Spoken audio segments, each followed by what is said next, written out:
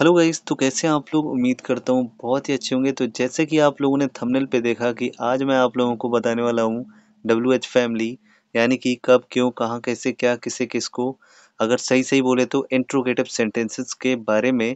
यानी कि आज का अगर आपने वीडियो पूरा देख लिया तो आपको इंट्रोगेटिव सेंटेंसेस को पढ़ने की ज़रूरत नहीं पड़ेगी। आइए शुरू करते हैं।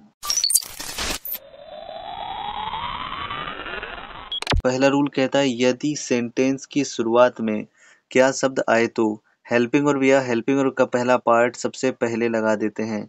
गाइज आप लोग यहाँ पे देखो, ये कुछ सेंटेंस दिए हुए हैं। अब इन सेंटेंसेस में हम अगर देखें तो ये सभी के सभी सेंटेंस जो हैं सिंपल हैं, एक भी सेंटेंस इंट्रोगेटिव नहीं है। लेकिन अभी हम लोग इस सेंटेंस को पहले बना देते हैं। ये मैंने सेंटेंस को बना दिया। अब ये सेंटेंस देखो, आप नॉर्मल बना हुआ है। इस सेंटेंस में हेल्पिंग वर्ब दिख रही होगी तो आपको दूसरे नंबर पे लगी नजर आ रही है। लेकिन अगर इसी सेंटेंस में शुरुआत में क्या लग जाए, जैसे कि ये देखो मैंने अभी शुरुआत में क्या लगा दिया, तो आप क्या करोगे, ये जो हेल्पिंग वर्ब है इसको यहाँ पे लगा दोगे। यानी कि इस वाले टेंस में आप देखिए यहाँ पे इस तरीके से, इस वाले में देखो जिसमें शुरुआत में क्या नहीं लगा है, इसमें आर बीच में लगा है और इसमें आर आगे लगा हुआ है, यानी कि हेल्पिंग वर्ब आगे लगी हुई है। जस्ट सेम आपको सभी ऐसे सेंटेंसेस में करना होता है जिनमें शुरुआत में क्या लगा होता है। अभी आप दूसरा सेंटेंस देखो, हम इसको बनाते हैं। तो ये अभी हमने देखा तो ये सिंपली बना हुआ है, he is going to house. अब ये सेंटेंस है, अब इसमें शुरुआत में क्या नहीं लगा हुआ है, लेकिन हम इस वाले सेंटेंस में बिल्कुल सेम है। इस सेंटेंस में शुरुआत में क्या लगा देंगे, ये हमने क्या लगा दिया। अब क्या करेंगे, जब ये वाला सेंटेंस हम बनाएंगे तो इसमें शुरुआत में जो आप देख रहे हो ना कि हेल्पिंग और जो है वो बीच में लगी हुई है, इस वाले सेंटेंस शुरुआत में लग जाएगी। ये देखो इस तरीके से। अब आप ये वाला सेंटेंस भी देखो, इस सेंटेंस में हमने ये नॉर्मली बना दिया, इस सिंपल सेंटेंस। इसमें जो वर लगा है आप देख रहे हो कि वर बीच में लगा है, लेकिन अगर इसी सेंटेंस में शुरुआत में क्या लग जाए, ये, तो अब यहाँ पे हम क्या करेंगे, इसी वर को सबसे पहले लगा देंगे। इस तरीके से आपको ये चीज याद रखनी है। अब देखो, कई सारे टेंस ऐसे होते हैं जिनके हेल्पिंग वर्ब के दो पार्ट होते हैं, जैसे कि अभी आप ये भी देख सकते हो इसमें दो पार्ट हैं। तो क्या डेफिनेशन क्या लिखी है, हेल्पिंग वर्ब या हेल्पिंग वर्ब का पहला पार्ट, यानी कि जब दो तीन या चार पार्ट हो तो सिर्फ पहला पार्ट आगे जाएगा, पिछला पार्ट वहीं पे लिखा रहेगा। एग्जाम्पल के जरिए आप देख सकते हैं, यहाँ पे देखो, आपने यहाँ पे देखा कि हेल्पिंग वर्ब के दो पार्ट हैं, लेकिन मैंने रूल जैसे कि बताया उसमें हेल्पिंग वर्ब का सिर्फ पहला पार्ट आगे गया है। ऐसा एक चीज और याद रखिएगा, अगर आपको नॉट लगाना पड़े तो इन वाले टेंसेस में नॉट यहाँ पे लगाया जाएगा, यानी कि हेल्पिंग वर्ब के तुरंत बाद लगाया जाएगा। आप लोगों ने नॉट का यूज तो देख ही लिया होगा, लेकिन अगर मान के चलो इंट्रोगेटिव सेंटेंस हो जाता तो नॉट को यहीं पे लगा रहने देते हैं, सिर्फ पहला पार्ट आगे चला जाता है या फिर हेल्पिंग वर्ब आगे चली जाती है।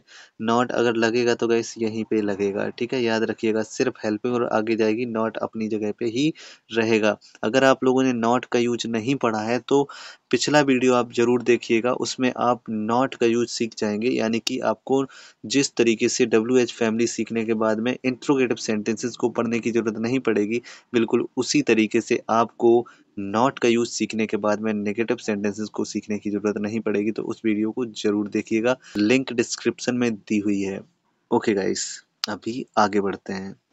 आगे बढ़ने से पहले मैं आप लोगों से कहना चाहूँगा कि स्क्रीन पर अभी जो वर्ड्स दिख रहे हैं, जो क्वेश्चन वर्ड्स दिख रहे हैं, इनको आप ज़रूर याद कर लीजिए।